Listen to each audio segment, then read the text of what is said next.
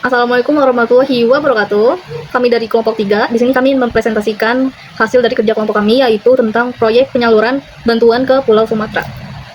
Sebelumnya perkenalkan, saya Adisya dan bersama rekan-rekan saya ada Angel, Firly, dan Fitri. Oke, selanjutnya akan dilanjut oleh rekan saya. Kita mulai dari masalah yang sering terjadi di lapangan. Selama ini, distribusi bantuan ke Sumatera sering terhambat karena logistik yang tidak terkoordinasi dan data kebutuhan yang tidak akurat. Selain itu, rendahnya transparansi sering membuat kepercayaan publik menurun. Masalah lain adalah relawan yang turun tanpa SOP dan pelatihan, sehingga kerja di lapangan menjadi tidak efisien.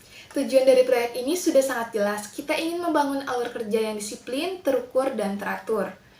Kita harus memastikan setiap rupiah donasi berubah menjadi bantuan yang tepat sasaran. Kita akan menghubungkan donatur, relawan, dan otoritas lokal dalam satu sistem yang lebih bertanggung jawab.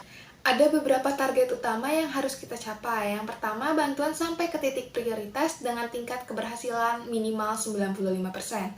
Kedua, target donasi tercapai dalam waktu yang sudah ditentukan. Ketiga, semua relawan wajib mengikuti pelatihan dan memahami SOP sebelum turun ke lapangan. Lalu kita terapkan zero tolerance untuk penyimpangan logistik atau yang biasa disebut pungli. Dan terakhir, laporan transparansi harus selesai setelah operasi berakhir. Dalam proyek ini, fokus kerja kita meliputi yang pertama, penggalangan dana dan verifikasi keuangan, lalu rekrutmen serta pelatihan relawan, penggandaan barang sesuai kebutuhan warga, lalu distribusi fisik ke lokasi prioritas di Sumatera, dan ditutup dengan pelaporan publik yang transparan. Agar tetap fokus, ada hal-hal yang kita tidak lakukan. Yang pertama, kita tidak membangun fasilitas permanen seperti rumah atau gedung. Lalu kita juga tidak menangani tindakan medis spesialis.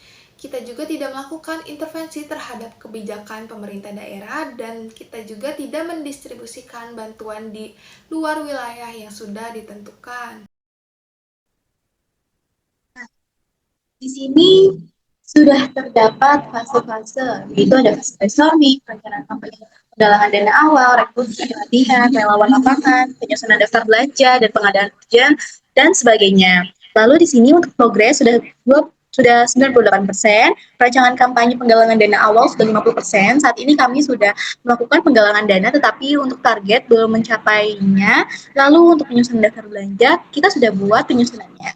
Di sini ada uh, barang-barang yang akan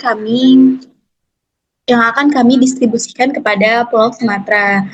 Yang pertama ada minyak, ada pokoknya ini adalah kayak pertolongan pertama mereka karena belum pemulihan pasca banjir. Jadi kami memberikan ini, lalu setelahnya mungkin akan kami berikan seperti baju atau kami menerima donasi baju dan sebagainya. Seperti itu. Nah, di sini juga untuk hari Sabtu dan Minggu kami libur karena kami libur. Terus habis itu untuk di bagian perizinan mitra lokal, perizinan dan kemitraan lokal. Untuk perizinan kami masih tahap proses karena kami baru membuat surat, belum ada follow up dari pemerintah setempat. Lalu untuk bagian titik distribusi di sini sudah kami tentukan titik-titik mana saja, tetapi yang seperti saya sebutkan sebelumnya, kalau belum di-ACC oleh pemerintahnya, belum di-ACC oleh daerah setempat, seperti itu. Lalu selanjutnya rencana logistik dan distribusi. Rencana logistiknya kami sudah menggunakan truk saja karena di sini banjirnya sudah mulai surut. Lalu untuk quality control kami masih 10% karena kemitraan lokal yang sudah kami kontak belum sepenuhnya menerima kegiatan bersponsor dengan kami gitu. Lalu selanjutnya untuk hari Sabtu dan Minggu seperti yang saya sebutkan tadi sudah libur. Lalu untuk rekrutmen dan pelatihan relawan lapangan masih 0% karena kami belum membuka open recruitment. Jadi kami untuk fokus dulu sampai semuanya sudah beres. Lalu selanjutnya adalah rekrutmen untuk pelatihan relawan lapangan. Seperti itu. Oke, di sini saya akan melanjutkan untuk membahas agenda kami. Pada tahap awal, kami fokus pada perancangan strategi, dimulai dari fase brainstorming dan planning untuk menentukan konsep kegiatan. Selanjutnya, kami menyusun perancangan kampanye, penggalan dana awal agar target dapat tercapai.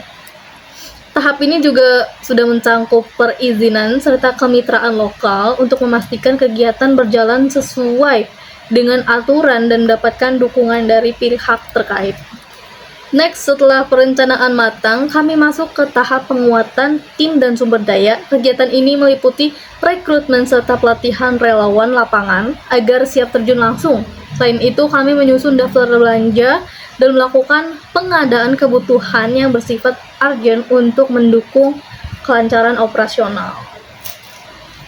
Next, pada tahap operasional dan logistik lapangan, kami menyiapkan rencana logistik serta menentukan titik distribusi bantuan. Quality control di sini dilakukan untuk memastikan bahwa bantuan yang disalurkan sesuai dengan standar. Tahap ini ditutup dengan pelaksanaan fase operasional, penyaluran bantuan kepada penerima. Oke, next, sebagai tahap akhir, kami melakukan evaluasi dan keberlanjutan kegiatan, dimulai dengan pembuatan laporan awal sebagai bentuk transparansi, kemudian dilanjutkan dengan fase pasca aksi dan perencanaan keberlanjutan agar dampak kegiatan dapat dirasakan dalam jangka panjang. Nah, pada slide ini kami menampilkan gambaran anggaran proyek penyaluran bantuan ke Pulau Sumatera. Jadi total biaya yang dibutuhkan untuk menjalankan proyek ini adalah Rp1.609.310.000. Nah, jadi anggaran tersebut ini mencakup seluruh tahapan kegiatan, mulai dari perencanaan, pengadaan barang bantuan, distribusi logistik, hingga pelaporan dan evaluasi. Nah, jadi dengan perencanaan biaya yang jelas, kami memastikan bahwa dana digunakan secara efisien, tepat sasaran, dan transparan. Jadi selanjutnya pada slide project overview. Nah, dapat kita lihat bahwa progres proyek saat ini berada di angka 13%.